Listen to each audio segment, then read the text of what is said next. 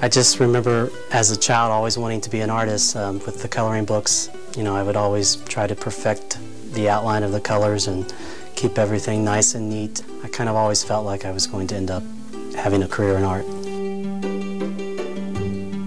This is a show about the artists who turn ordinary spaces into living rooms.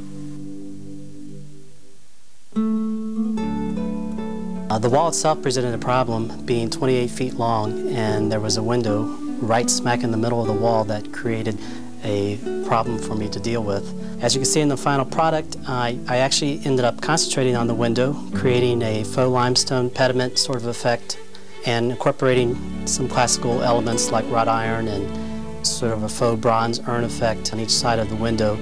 Part of the technique in executing this mural was placing the birds, and kind of the way I approach that is to do a life-size sort of outline sketch of the actual bird, and that way I can move it around the wall to kind of get the exact placement of it.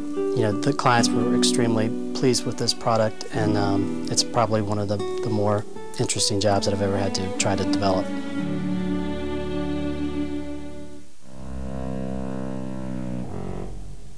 The concept developed from meeting with the clients and the child who was going to be living in the room. We sat down together and went through some books, and he would point to certain dinosaurs that he liked, and I kind of gathered all those up and told him I would work with them as best I could to come up with a concept for the room, and basically that's how it developed. I did ask the little boy about scale, you know, if these were going to be very large. I did not want to do little tiny cartoony type things. That's not the way I work, and he did not want that, and I made sure that he was not going to be scared of these, you know, towering dinosaurs over top of his bed and flying above him, and you know, it worked out really well. I was working about 15 hours a day under a real tight schedule, so on normal circumstances I would rather have a couple weeks, 2 to 3 weeks to do a job like that. I do get emotionally attached to the mural. The time, you know, you spend 2 or 3 weeks on a mural, or 2 or 3 months, I personally kind of live with the family, so you know, there's a connection that develops over that period of time when you're on a daily basis with these people.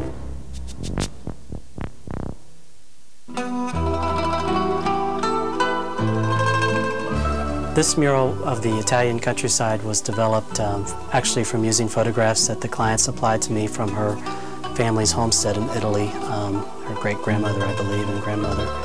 And I was able to use those photographs and incorporate them into the mural, which again very much personalized the mural, and the clients were extremely happy with it.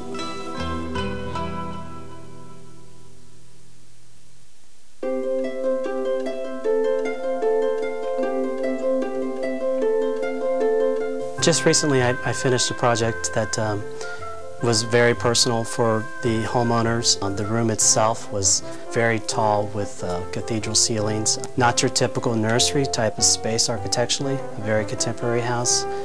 I had the rendering finished in my head when I first stepped into the room and they mentioned a tree. The way the room architecturally lent itself, I could see the huge oak tree rising up into the ceiling, and basically how the animals would converge around that, which excited me. A very young couple.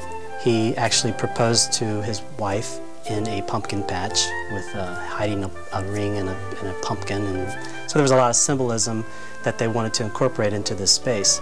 Having it be the first child and just the way their relationship developed, the mural kind of, after meeting with them, developed into what it is. It envelops you when you walk into the room. It's on all the walls and the ceiling, so you're almost walking into a painting.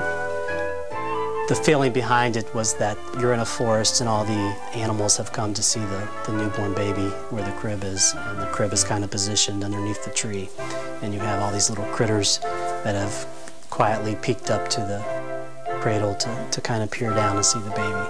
It's a really special mural.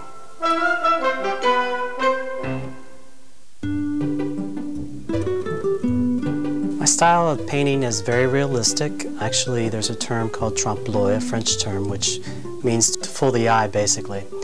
And that's pretty much the technique that I paint in. And basically that's achieved by lots of shadowing and shading to give it that illusion that you're actually looking into a scenery or actually able to touch a piece of stone or I think it takes that personal touch to really do a great job on a mural. Without it, I think it's just another piece of art that basically anyone can produce.